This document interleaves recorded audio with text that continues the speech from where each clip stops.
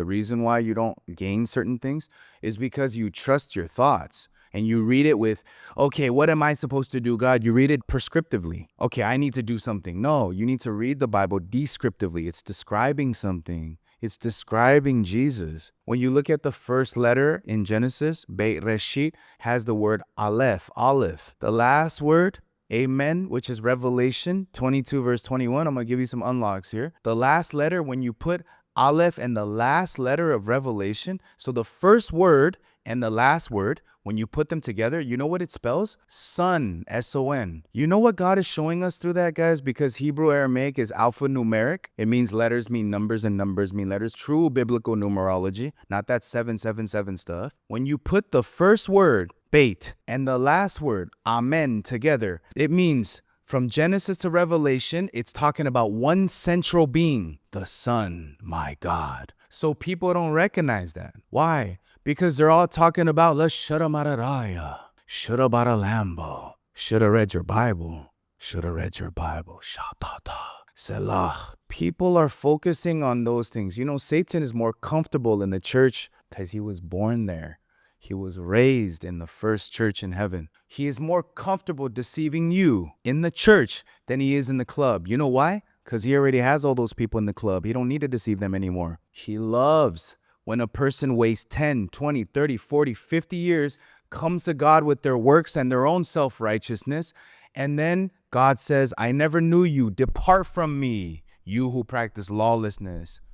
That's what he loves the most. Be very cautious. Understand what I'm saying? We're not playing with the gospel here. Be very cautious about that. If you have any doubt in your heart, listen carefully to the salvific message that we're preaching here. A lot of people will think that they're meeting God when they're doing the work of Satan.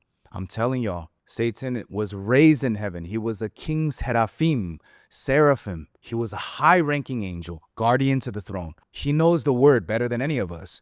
And he knows one thing that stops us from getting to God, and that is works. Understand what I'm saying? Works is what he loves to use, guys. Trust me, because when you step into works, you become edified. Whether you know it or not, your heart starts to puff, it says, and it starts to exalt. You guys got that, right? Confusion is not from God. Fear is not from God either, también. Lucifer is way more cunning than you think he is. He is rebuked only by the word.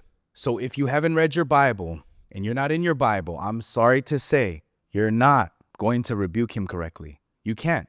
Because when he took Jesus up to the mountain, he fought Jesus with temptation. But Jesus fought him back with, it is written. How can you claim to be a Christian? I'm sorry, we're going to challenge here. How can you claim to be a Christian if you're not in your word? Jesus himself utilized the word to rebuke him. It is written, it is written, it is written.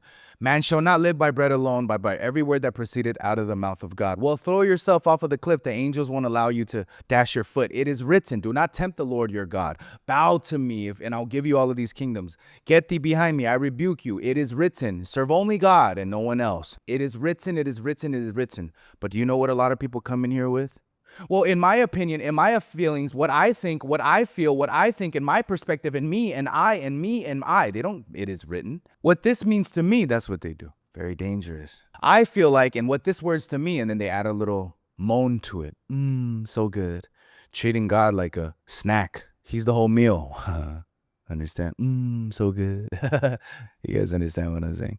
So a lot of people don't recognize that when we're actually preaching the gospel, right? It is the center line for everything. The scripture is the center line for everything. Please don't come in here and say, understand? When you don't know anything. If you haven't read the Bible front to back at least 5 times, 5 represents grace. You'll see it, right? Because God made the fish and all those other things on the 5th day, and then on the 6th day gave it to us. So he made the food and gave it to us by grace.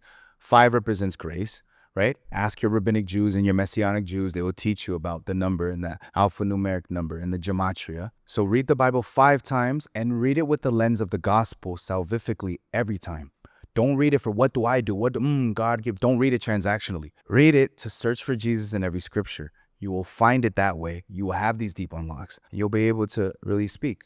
But a lot of people, they don't even read the Bible. They can't even give a count. They just go, I read it daily. How many times you read it front to back? Don't challenge me, Johnny. They get mad, right? Because they don't want to be in their word. They want to be in their feelings. Understand what I'm saying?